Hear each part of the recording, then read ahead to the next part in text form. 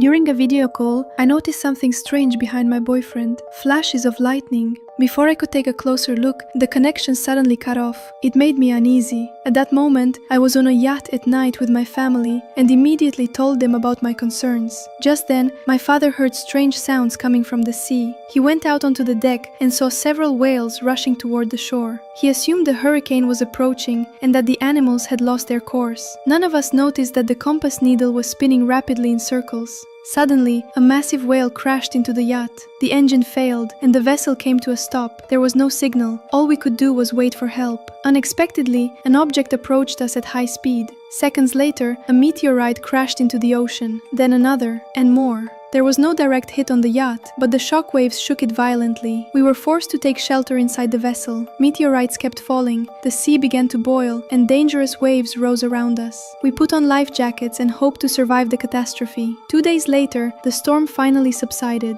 When we stepped out onto the deck, a new and horrifying sight awaited us. The ocean was gone. Only dry land stretched in every direction. Fish and other sea creatures lay scattered across the deck. This was not a dream, it was reality. Our supplies were running low. The boy released colorful balloons into the sky, hoping someone would notice them. My father tried to reach out via radio and eventually managed to speak with a scientist who was far away. The scientist explained that Earth's magnetic field had suddenly changed, causing global destruction. Because of this, the ocean had disappeared. But in 7 days, the field would stabilize and the water would return, flooding everything in its path. We had to find higher ground immediately, otherwise we would be swept away by a massive wave. There was almost no time left. This was a scene from the movie Survive.